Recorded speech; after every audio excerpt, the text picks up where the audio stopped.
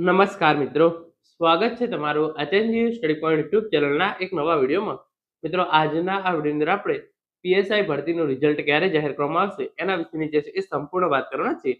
પીએસઆઈનું result ક્યારે જાહેર કરવામાં આવશે, ડોક્યુમેન્ટ વેરિફિકેશન છે એ ક્યારથી શરૂ થશે, અને અંતમાં આપણે એ પણ જોઈશું કે પીએસઆઈનું કટ ઓફ જે છે એ કેટલું રહેશે.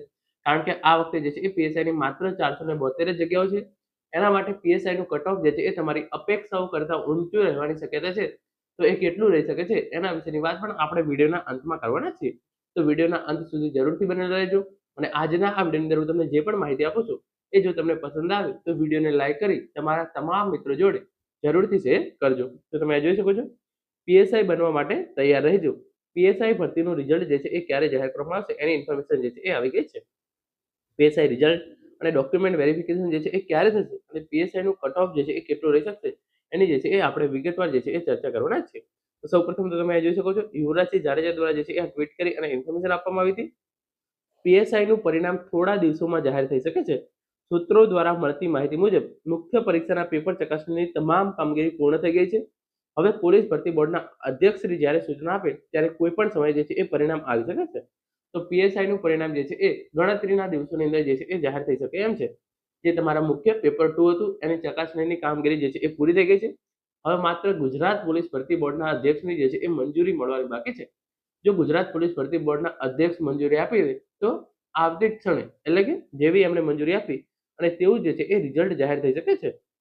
એટલે હવે ખાલી તમામ કામગીરી જે છે એ પીએસઆઈનું રિઝલ્ટ જાહેર કરવાની તમામ કામગીરી જે છે એ પૂરી થઈ ગઈ છે. માત્ર ગુજરાત પોલીસ ભરતી બોર્ડના અધ્યક્ષની જે છે એ મંજૂરી બાકી રહી છે. જેવો તેવી સૂચના આપશે તેવું જે છે એ પીએસઆઈ ભરતીનું પરિણામ જે છે એ જાહેર કરી દેવામાં આવશે. તો પીએસઆઈનું પરિણામ જે છે એ હવે માત્ર ગણતરીના દિવસોની અંદર ગમે તે ક્ષણે જે છે એ આવી શકે છે. આજે તમે આ વિડીયો જોઈ રહ્યા હોય ત્યારે જે છે એ બની શકે છે કે પરિણામ જે છે એ ઓલરેડી આવી જાય. એટલે હવે માત્ર અધ્યક્ષની મંજૂરી જે છે એ મળવાની બાકી છે. એના પછી પરિણામ જે છે એ તરત જ આવી શકે છે. અને જે પ્રમાણે ટાઈમ ટેબલ જાહેર કરવામાં આવ્યું એ પ્રમાણે તમે જોઈ શકો છો, લેખિત પરીક્ષા પેપર 2 ઓબ્જેક્ટિવના ગુણ જાહેર કરવાની તારીખ તો એ ઓગસ્ટ 2025 ની અંદર જે છે એ ટાઈમ ટેબલ પ્રમાણે જાહેર કરવાના હતા.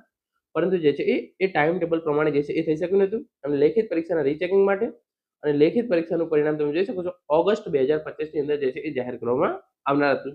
પરંતુ હવે જે છે એ આ પ્રમાણે થાય એવું જે છે એ લાગતું નથી. તો લેખિત પરીક્ષા પેપર 2 ના જે છે એ હવે ઓગસ્ટની જગ્યાએ ઓક્ટોબર 2025 ની અંદર જે છે એ એના ગુણ જાહેર કરવામાં આવશે. લેખિત પરીક્ષાનું જે છે એ રીચેકિંગ છે એ પણ ઓક્ટોબર 2025 ની અંદર કરવામાં આવશે. અને લેખિત પરીક્ષાનું પરિણામ છે એ પણ ઓક્ટોબર 2025 ની અંદર જે છે એ ફાઇનલ જે છે એ પરિણામ જાહેર કરી દેવામાં આવશે. એના પછી ડોક્યુમેન્ટ વેરિફિકેશન છે એ તમારું જે છે એ નવેમ્બર 2025 ની અંદર થશે. અને નવેમ્બર 2025 ની અંદર જે છે એ તમારું પ્રોવિઝનલ રિઝલ્ટ જે છે એ જાહેર કરી દેવામાં આવશે. પછી પ્રોવિઝનલ રિઝલ્ટ જે જાહેર કરવામાં આવશે એની અંદર વાંધા અરજી મંગાવવામાં આવશે અને એ વાંધા અરજીઓ જે છે એ નવેમ્બર 2025 ની અંદર જાહેર કરવામાં આવશે. નવેમ્બર 2025 અથવા તો ડિસેમ્બર 2025 ની અંદર તમારું જે છે એ આખરી પરિણામ જે છે એ જાહેર કરી દેવામાં આવશે. તો તમે જોઈ શકો છો, લેખિત પરીક્ષાના જે છે એ ગુણ તમારા આવે જે છે એ ગણતરીના દિવસોની અંદર આજ અથવા કાલે ગમે ત્યારે જાહેર કરી દેવામાં આવશે. તો ગણતરીના દિવસોની અંદર જે છે એ તમારા ગુણ જાહેર કરી દેવામાં આવશે. એના પછી જે પણ ઉમેદવારો રીચેકિંગ કરવા માંગતા હશે એમનું જે છે એ રીચેકિંગ થશે. અને પછી લેખિત પરીક્ષાનું જે ફાઇનલ પરિણામ છે એ પણ ઓક્ટોબર 2025 ની અંદર જે છે એ જાહેર કરી દેવામાં આવશે. ડોક્યુમેન્ટ વેરિફિકેશન તમારું જે છે એ નવેમ્બર મહિનાની અંદર શરૂ થશે. અને એના પછી તમારું ફાઇનલ પરિણામ જે છે એ નવેમ્બર 2025 અથવા તો મોડામાં મોડું ડિસેમ્બર 2025 સુધીમાં જે છે એ જાહેર કરી દેવામાં આવશે. આપણે વાત કરી લઈએ કે તમારું જે છે એ કટ ઓફ કેટલું રહી શકે છે. તો કટ ઓફ જે છે એ આ વખતે પીએસઆઈનું જે છે એ ઊંચું જ રહેવાનું છે. એનું મેઇન કારણ છે 472 જગ્યાઓ છે. અને કેટેગરી વાઇઝ ભરવાની થતી જગ્યા હોય છે. તો આપણે જનરલી વાત કરી લઈએ તો જનરલી અંદર તમારે જે છે એ પેપર એની અંદર ઓછામાં ઓછા 170 માર્ક્સ તો જે છે એ હોવા જોઈએ. અને એના પછી તમારા આની અંદર જે છે એ ઓછામાં ઓછા આપણે 50 માર્ક્સ માની લઈએ તો 170 પ્લસ 50 220 થી નીચે જે છે એ કટ ઓફ રહે જનરલ કેટેગરીનું એના જે છે એ કોઈ પણ પ્રકારના જે છે એ ચાન્સીસ છે નહીં. તો તમે જનરલ કેટેગરીની અંદર આવતા હોય તો તમારા 200 પ્લસ માર્ક્સ 220 પ્લસ માર્ક્સ જે છે એ થવા જોઈએ. તો જ તમને જે છે એ આ વખતે પીએસઆઈ બનવાનો મોકો મળશે. કેટેગરીની અંદર 4 થી 5 માર્ક્સનો જે છે એ ડિફરન્સ રહી શકે છે.